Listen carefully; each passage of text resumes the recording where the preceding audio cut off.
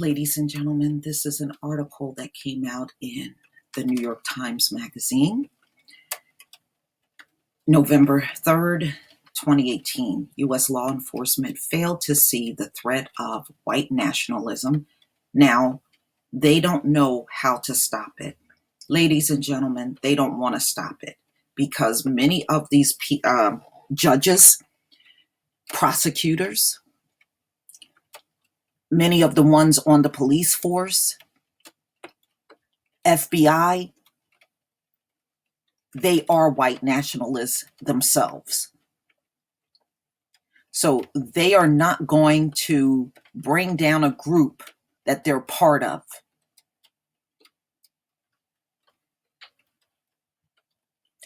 And they don't care as long as the attacks are on people that they notoriously don't like. They're not going to stop it.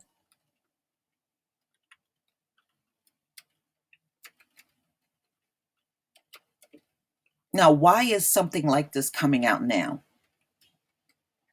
It's coming out now, ladies and gentlemen, because Jews at a synagogue was killed. You notice they didn't come out with anything like this when those 9 people were killed in Charlotte, South Carolina. They came out with it now after Jewish people were killed.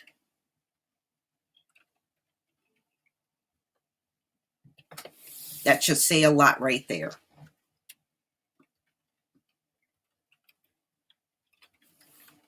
The first indication to Senate Dan Stout that law enforcement's handling of white supremacy was broken came in September 2017 as he was sitting in an emergency operating center in Gainesville, Florida, preparing for the onslaught of Hurricane Irma and watching what felt like his 1,000th YouTube video of the recent violence in Charlottesville, Virginia. So he, according to him, was sitting there studying the video, and he was watching things. If you remember, it was a black man with an aerosol can that was throwing out flames, and there was a white man that had a handgun shooting at him. And he was saying he watched that footage and he was just shocked that the police just stood there and watched. We saw this. Just like when fights break out, the cops are right there. When you see those alt-right and Antifa fights, the cops are standing right there just watching it. You know why? Because those are their people. So they're not going to do nothing. But if you put black people out there, and brawls start breaking out in the street, they'd be coming in. They wouldn't be able to put the handcuffs on you fast enough. But these are their own people, ladies and gentlemen. These are the same people that are judging you in a court of law.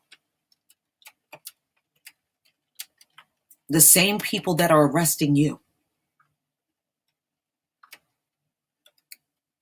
That's why they're not going to do anything about these white nationalists. The whole system is infiltrated with these people, That's why nothing is ever going to be done.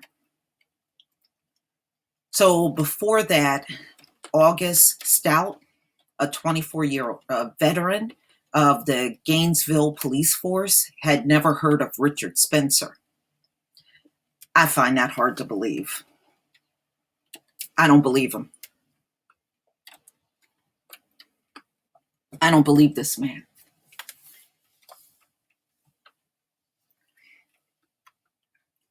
We in the black community are far removed from somebody like Richard Spencer, but we still heard of him.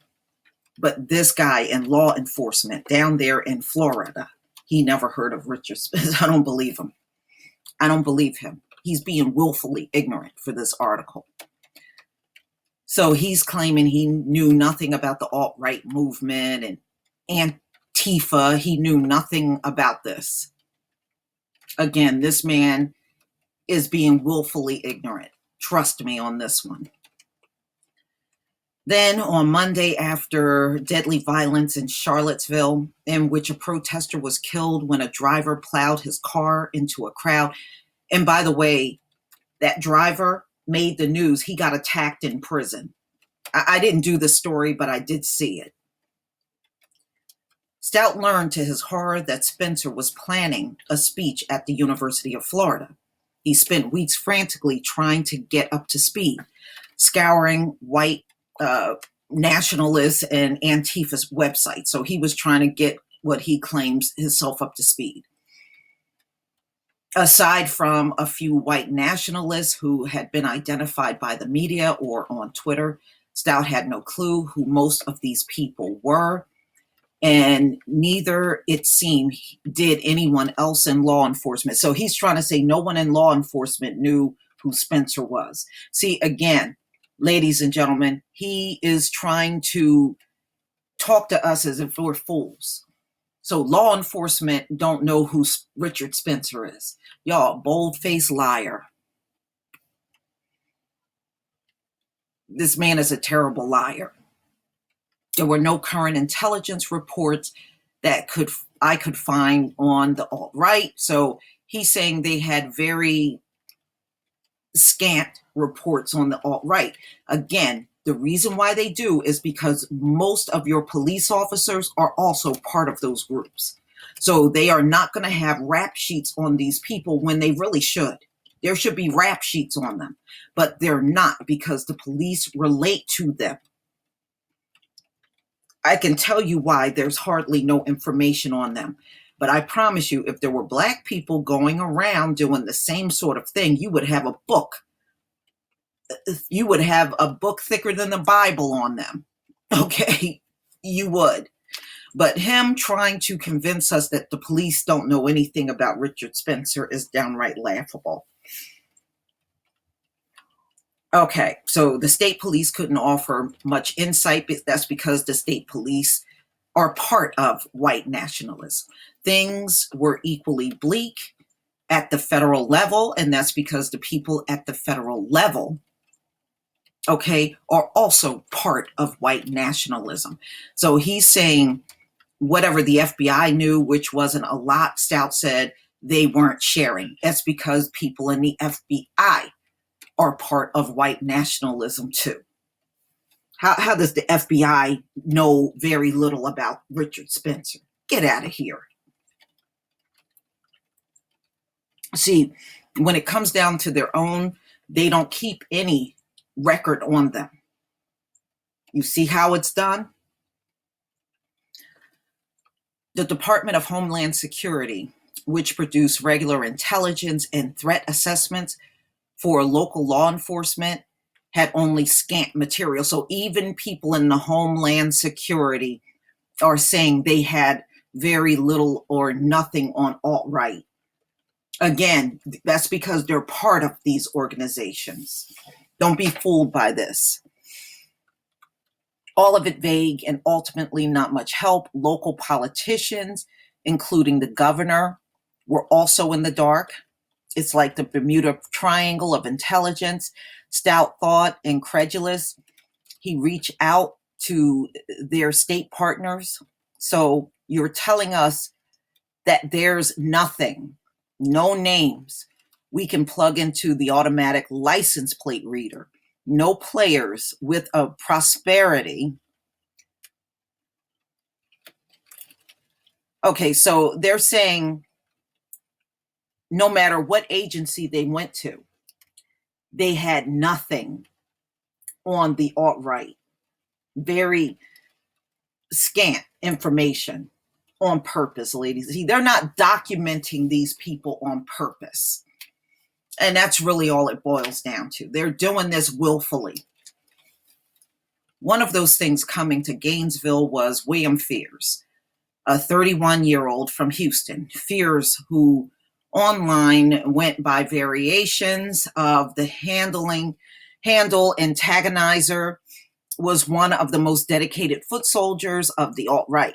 Countless YouTube videos had captured his progress over the past year as he made his way from protest to protest across several states, flinging Nazi salutes, setting off smoke bombs, and from time to time attacking people.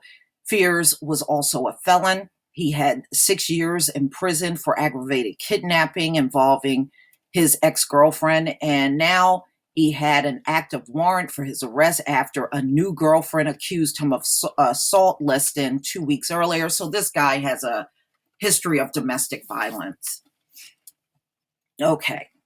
On October 18th, the night before the event, Fears and a few others from Houston's white nationalist scene got into Fears' silver Jeep Patriot for a 14-hour drive. Fears' friend Tyler Tenbrink, who pleaded guilty to assault in 2014, posted a video from their trip on his Facebook page. There were 4 men, 2 of them felons, and 2 9mm handguns Texans always carry, Fears said earlier. Gainesville would be Spencer's first major public appearance since the violence of Unite the Right rally 2 months earlier, and the city, a progressive enclave in the heart of deep red North Florida, was on edge. Anticipating chaos, Governor Rick Scott declared a state of an emergency, prompting Spencer to tweet out an image of his head making its way across the Atlantic towards Florida, Hurricane Spencer. A few days before the event, the Florida Department of Law Enforcement sent out a small bound threat book of about 20 or so figures, most of them openly affiliated with Spencer or with anti-fascist groups, which Stout knew from his own research meant they weren't the people to worry about. Anonymous online chatter on sites like 4chan, meanwhile, describing armed right-wing militants coming to Gainesville to test Florida's Stand Your Ground law. Stout envisioned 20 white supremacists with long guns. We're screwed, he thought.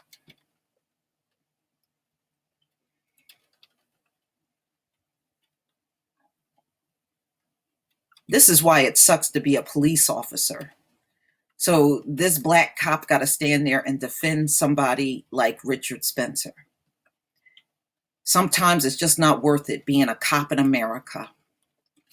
By the morning of October 19th, a fortress of security costing the University of Florida and police forces roughly $500,000 had been built around the western edge of the 2,000-acre campus, the Phillips Center for the Performing Arts, where Spencer and his entourage arrived that afternoon. More than 1,100 state troopers and local cops stood on alert, with another 500 on standby. There were officers posted on rooftops. Police helicopters buzzed the skies. The National Guard had been activated off-site, and a line of armored vehicles sat in reserve. Hundreds of journalists around the United States and abroad were in attendance, anticipating another Charlottesville. Some 2,500 protesters had descended on the small area, cordoned off for the event, where they confronted a handful of white supremacists, most of them Spencer's groupies.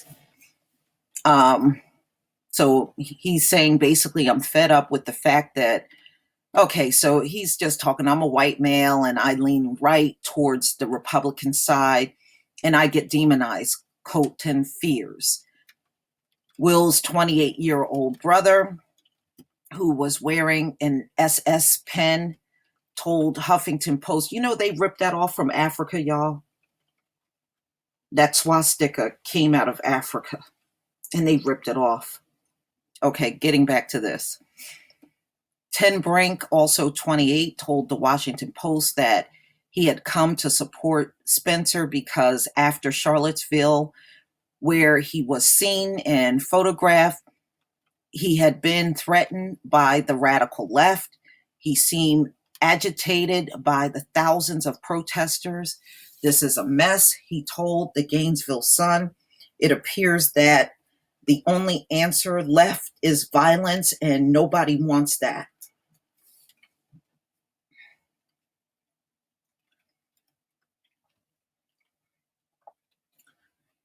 That's for a primitive being that never learned how to use their brain. So the only thing left is violence.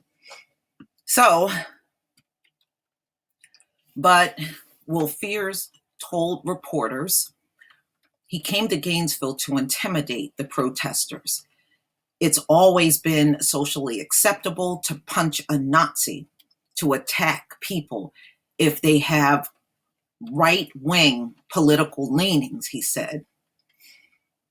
We're starting to push back. He went on.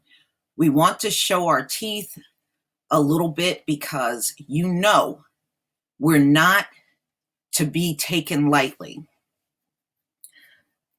The Spencer speech turned out to be a bust, thanks to the audience so determined to drown him out that at one point they erupted in a chant of orange, blue, orange, blue.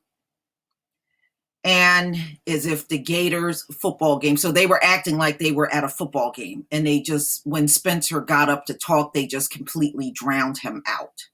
So that's what they're saying. The police,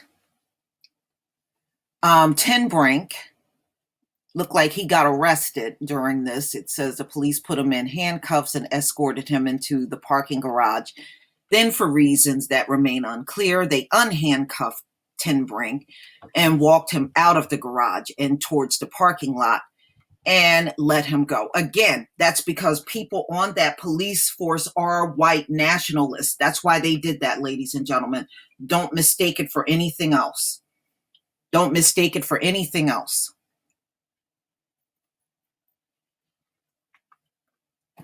There are several versions of what happened after Ten Brink was released. It was about 5:15 p.m. The Texans drove down Archer Avenue and the broad street bordering the south edge of campus, about a mile from the secured area. A group of protesters were sitting at a bus stop. The men in a Jeep started shouting Heil Hitler, according to police report. Several witness statements. Do you know my friend Heil Hitler? Get it? The men started throwing Nazi salutes. One of the protesters had come to Gainesville armed with a retractable baton. When the Texans began to harass him, he grabbed his baton and struck a window of the SUV.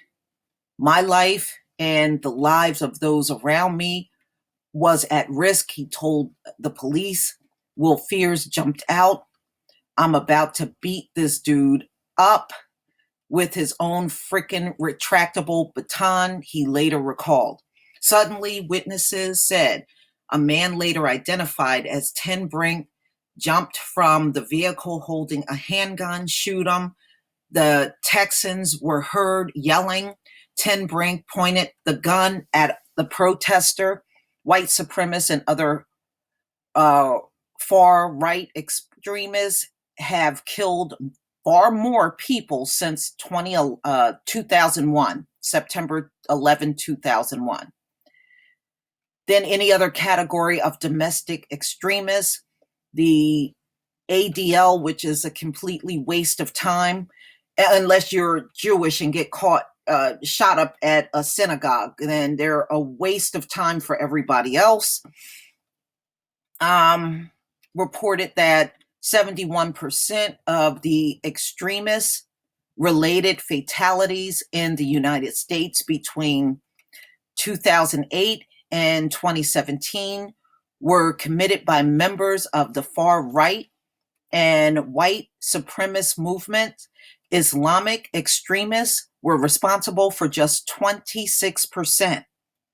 So white extremists, white nationalists are responsible for 71% of the fatalities in the US, and only 20% are Islamic extremists. See, this is why when they talk about, the Muslims and them being extremists, I just ignore these people. They don't have a leg to stand on.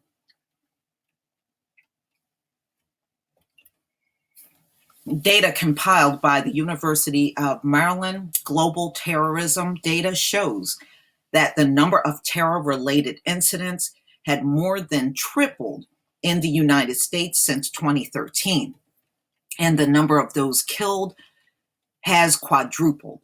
In 2017, there were 65 incidents, totaling 95 deaths. In a recent analysis of data by the news site Quartz, roughly 60% of those incidents were driven by racists, anti-Muslims, it should be Shemitic, but Semitic. I don't know where they get that Semitic crap from, because there's no such thing. Anti-government or other right-wing ideologies, left-wing ideologies like radical environmentalism were responsible for 11 attacks. Muslim extremists committed just 7 attacks. That's why this is why y'all got to stop listening to them when they're talking about all Al-Qaeda and all this stuff out of the Middle East. Those folks aren't here hardly doing anything. They have to make a big deal out of them, so you take the attention off of the real perpetrators of the trouble going on here. Them. These statistics, okay, so let me just go down a little. There's a lot of, according to a recent report by the nonpartisan Stimson Center, between 2002 and 2017, the United States spent $2.8 trillion, 16% of the overall federal budget on counter-terrorism. Terrorist attacks by Muslim extremists killed 100 people in the United States during that time. Between 2008 and 2017, domestic extremists killed 387 in the United States, according to a 2018 ADL report. We're actually seeing all of the same phenomena of what was happening with the groups like ISIS, same tactics, but no one talks about it because it's far right extremists. No, you don't talk about it because you are part of those organizations. Never forget that, ladies and gentlemen. This is why they keep avoiding these things, because they are part of it. During the first year of Trump's administration, Singer and several other analysts met with a group of senior administration officials about building a counterterrorism strategy that encompassed a wider range of threats. They only wanted to talk about Muslim extremism. That's because these politicians are sympathizers of the alt-right. You see how they keep trying to go to Muslims? Muslims are not attacking in a big way in America. They're just not. He says, but even before the Trump administration, he says, we willingly turned the other way on white supremacy because there were real political costs to talking about white supremacy. No, before you all went to Washington, D.C., you had promised these groups you would never go after them. You're not fooling the rest of us. We know why it's not being talked about. You already made the decision that you were never going to go after them throughout your whole political career. And that's exactly what we're seeing.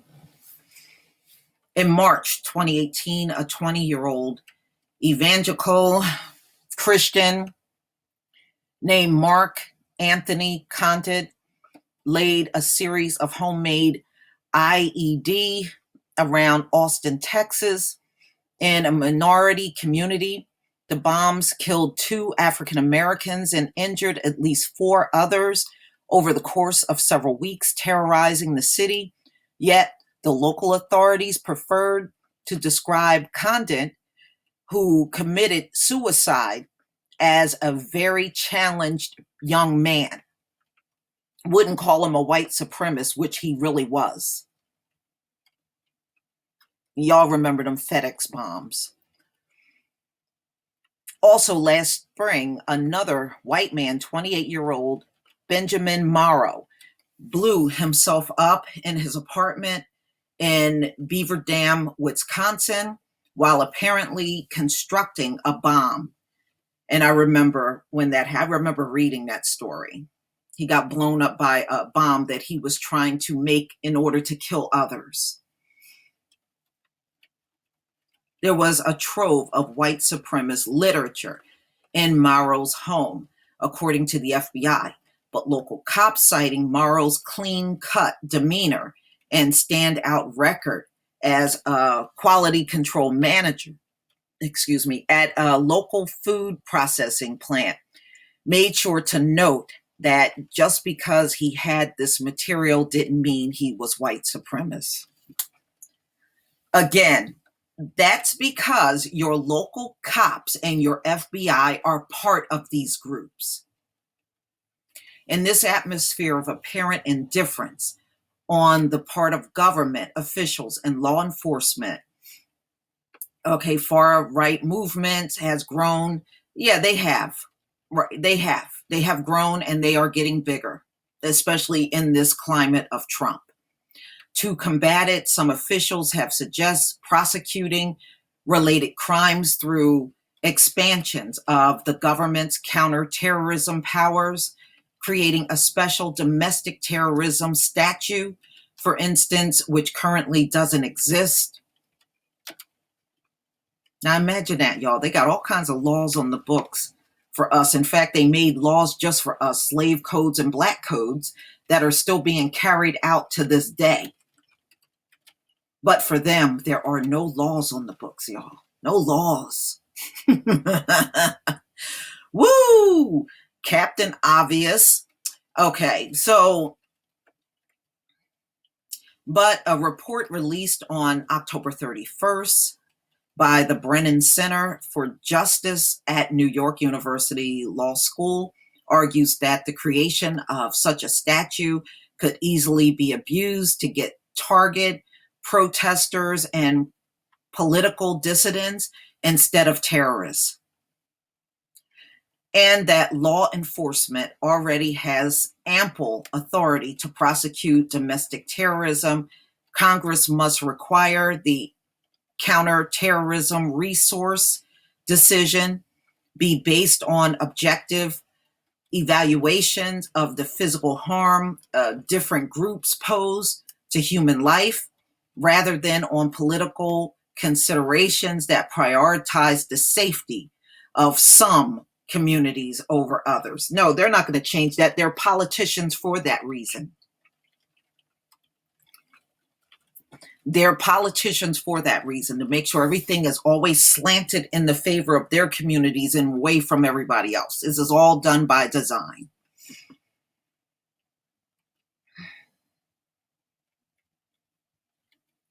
Okay. During a conference on October 29th, Rosenstein said that according to the latest FBI crime report, 88% of agencies that provide hate crime data to the FBI reported 0 hate crimes in 2016. Again, why would there be 0 hate crimes reported? Because these guys are part of the organization. They are trying to keep these folks clean from having any kind of criminal history, ladies and gentlemen.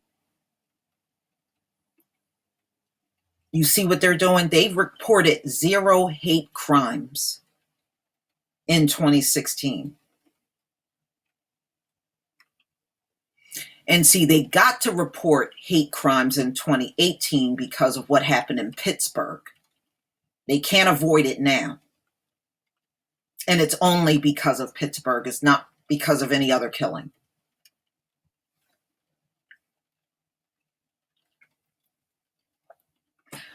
In 2016, the latest full year of data available from the FBI, more than 6,100 hate crime incidents were reported. So 6,100 hate crimes incidents were reported. But when local agencies reported to law enforcement, they reported 0, y'all. They said there weren't any hate crimes for that whole year. Why do you think that happened? See, this whole system must be dismantled. The only way this would work, everybody would have to be fired and you would just start all over with new people from scratch that are not corrupted. Everybody that's running the system now, ladies and gentlemen, they are too corrupt to do anything about this. Nothing will ever be done. They are just as corrupt as these people in these organizations, or they themselves are part of it too. And it's not unusual. Look, even during the time when the Klan was strong in the South, remember judges and lawyers and police officers and even their pastors in their churches were part of the Klan. Those things, don't think that today those same things are not happening, because they are. We're just in a different time era, but the very same things are happening today. There are reports 6,100 crimes in 2016, but every agency reported 0 to the FBI.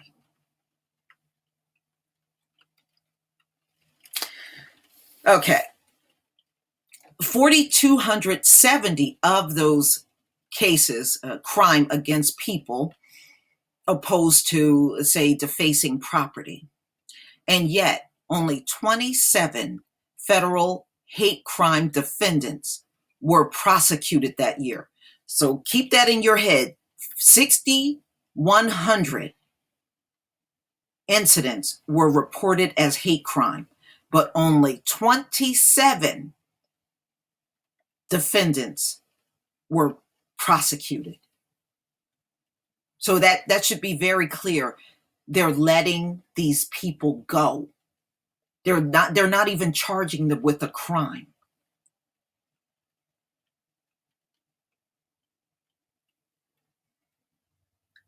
And now you will understand why Dylan Roof was never given a hate crime charge, and he clearly deserved it.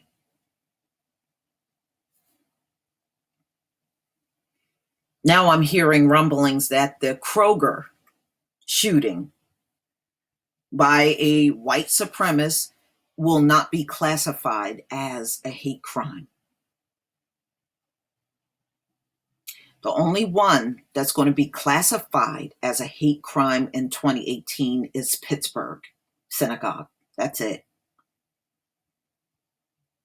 That's it, ladies and gentlemen. That's the only one that's going to get recorded. All the other acts of hate will be ignored. Or they'll look you in the face and say those are not hate crimes. Just Pittsburgh.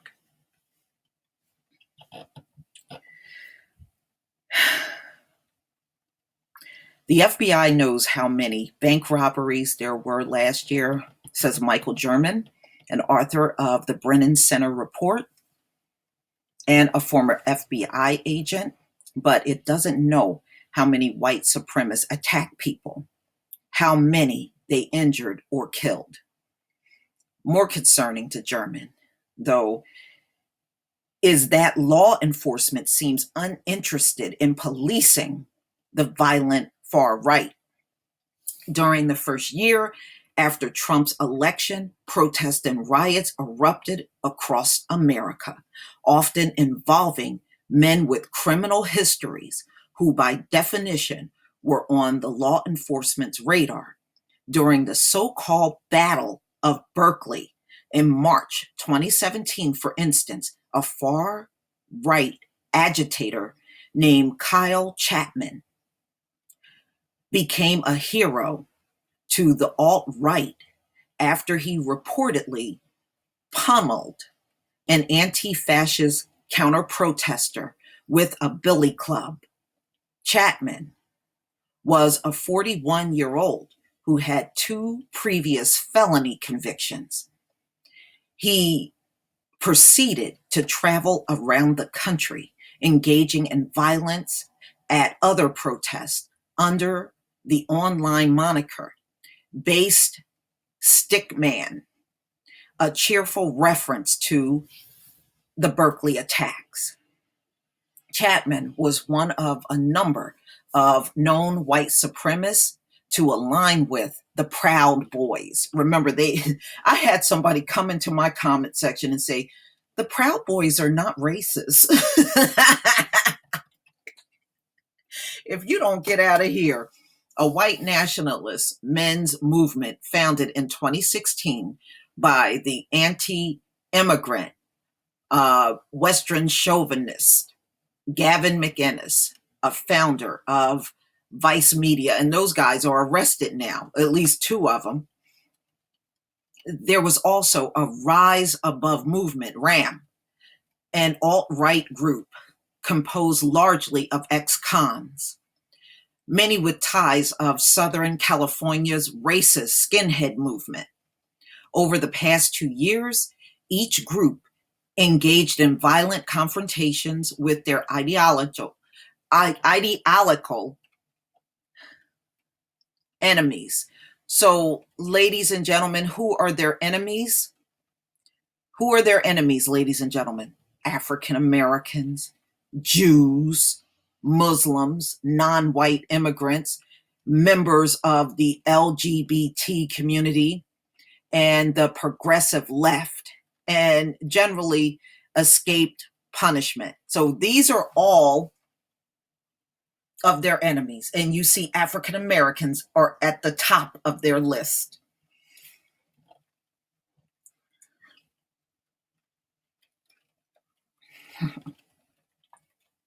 We're at the top of their list.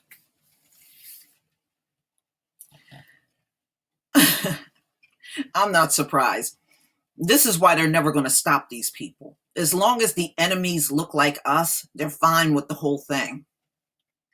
This changed to a degree over the past few weeks when, after a year-long campaign by journalists of ProPublica and other media outlets, federal prosecutors filed charges against 8 members of RAM, including 2 of its leaders.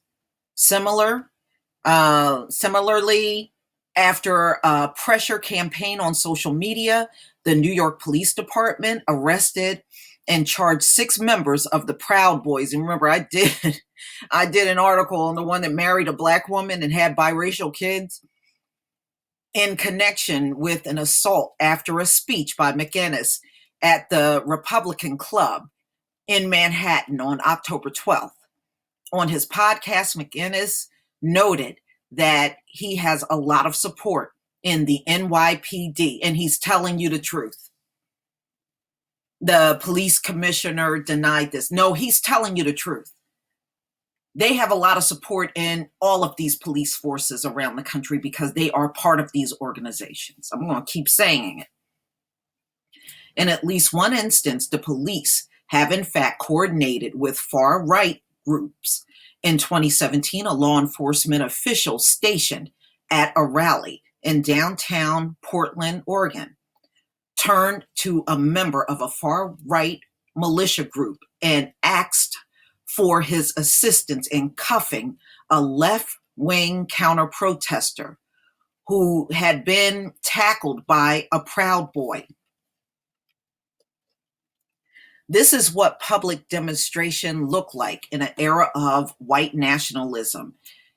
Isn't on the fringe, but on the side of the political mainstream, says Brian Levin, a former New York City police officer who now leads the Center for the Study of Hate and Extremism at California State University, San Bernardino. During the run up to some of last year's major events in places like Charlottesville or Berkeley, he notes, there was an unending stream of violent themed chatter and an almost choreographed exchange of web threats between antagonists across wide geographic expanses that earned barely a nod from law enforcement. During a congressional hearing in the wake of Charlottesville, Christopher Wray, director of FBI, told lawmakers last September that the Bureau had about 1,000 open domestic terrorist investigation. So they got all these open inquiries, and I bet you they're hardly being touched. Roughly the same number of investigations the Bureau had open on ISIS. Why? ISIS ain't doing nothing in the U.S. What are ISIS doing here? What are they doing? Okay, what is ISIS doing here? The Bureau has not provided information on how many of those investigations pertain to white nationalists or far-right extremists, as opposed to left-wing or black identity extremist group. So, ladies and gentlemen, they prefer to watch what they perceived as BIE over watching white extremism or white nationals. We should be watch more.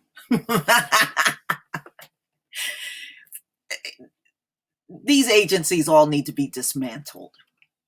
They're too corrupt to do their job. And they're showing you this. They're too corrupt to do a good job.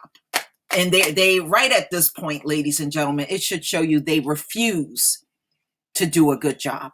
They refuse to do their job, period.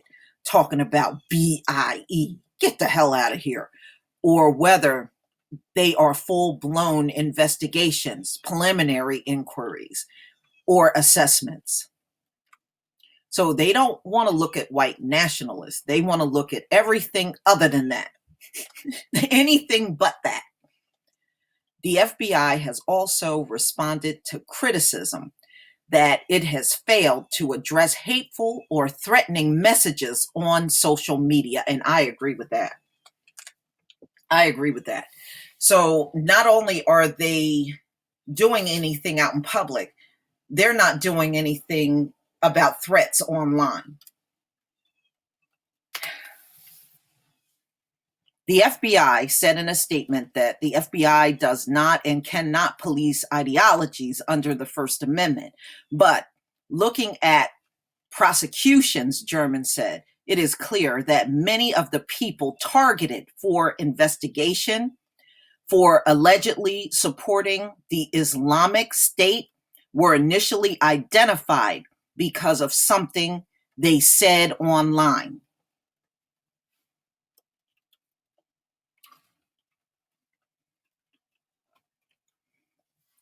Ladies and gentlemen, if you don't get that the FBI is part of white supremacy, then nothing is going to open your eyes. So what they're saying is when these white nationalists and extremists and KKK make threats online, they can't investigate nothing. They can't find any information. But when somebody that's Muslim makes a threat online, they know how to pinpoint and identify this person. Wake the hell up and see this for what it is. Seriously, see this for what it is. There are serious civil liberty concerns with any broad surveillance of social media, German says. What's also true, he notes, is that the volume of white supremacist related content is overwhelmingly high. So again, look at what they do. They come to Black YouTube channels and try to get you booted off for hate speech, and they're admitting that there is an overwhelming number of white supremacist content all over social media, and nothing is being done about it. Ladies and gentlemen, on that alone, you should always be able to get your channel back when they boot you off. I'm just saying, if you don't pursue it, then that's your problem. But there is no way there's going to be all this overwhelming information from them, but you are getting booted off? No, you should never accept that. You take that shit to court. That's what you do. And you gather all of this content that's out there and nobody is bothering these people. That's how you win.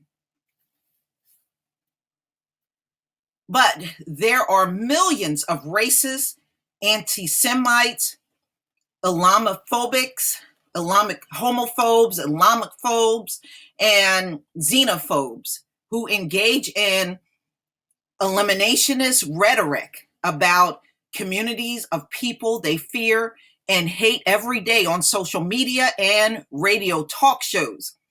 Even if the FBI wanted to monitor this hate speech, they wouldn't have the resources or any way to distinguish between those who talk and those who act. No, you choose not to see it. Big difference. You choose not to see it.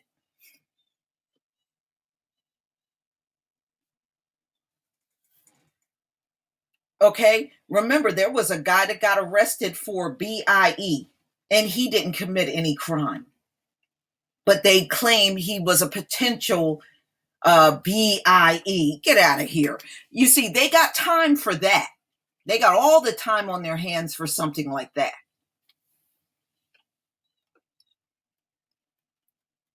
This is just ridiculous. Levin believes that the Justice Department could be more flexible in pursuing these groups without violating First Amendment concerns.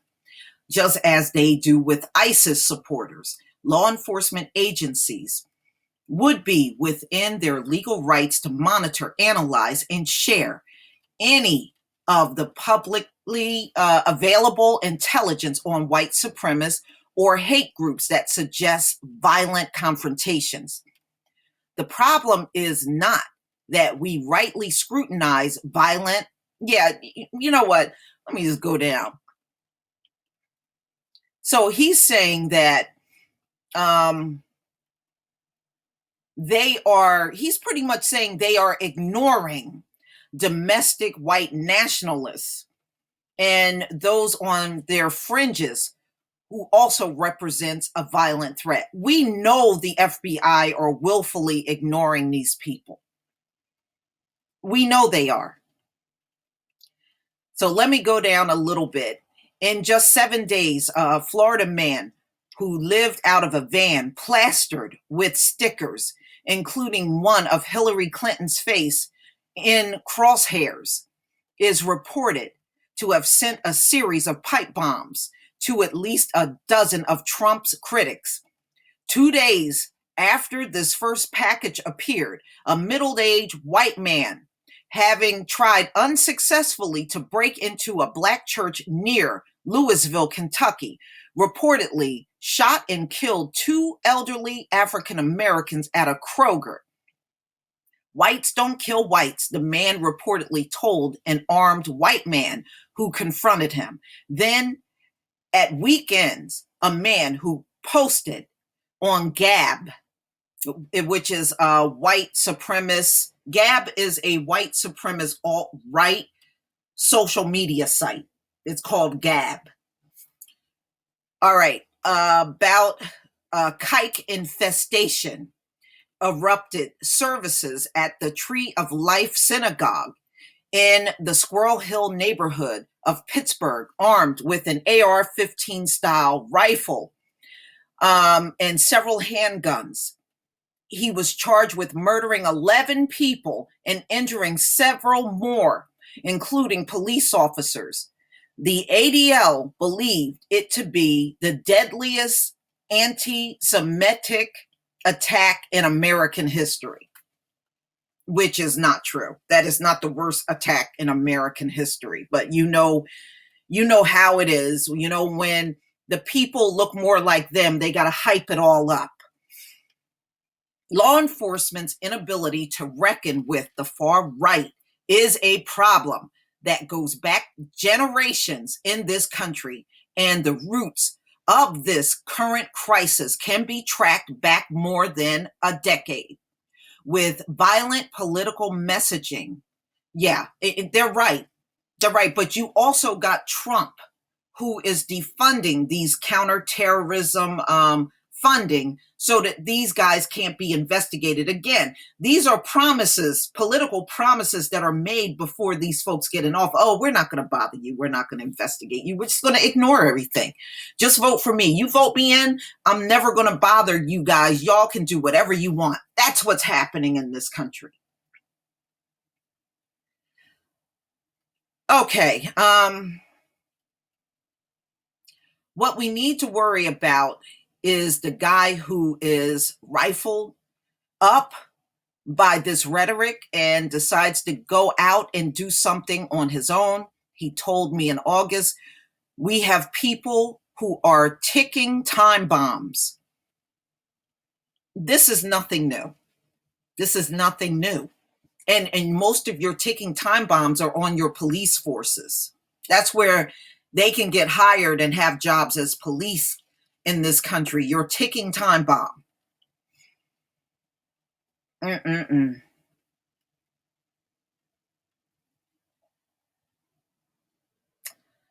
So, ladies and gentlemen, you know, this is pretty lengthy, but what I will do is I will leave the link to this article in the description box. I mean, it goes even back to Timothy McVeigh and all of the racist ideology he had before the 1995 Oklahoma City bombing. They knew who Timothy McVeigh was before all of that happened, ladies and gentlemen. They knew who he was. And they know who a lot of these other people that are doing these deadly attacks are. Many of them have rap sheets. But like I said, when it comes down to them, they are going to be willfully ignorant and turn the other way and act like they don't know nothing. There's no written information because they are purposely not documenting anything on these people.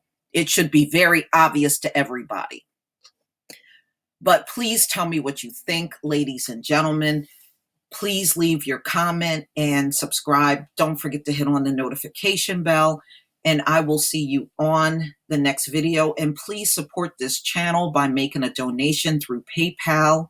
I also have a GoFundMe and becoming a patron. Peace, family.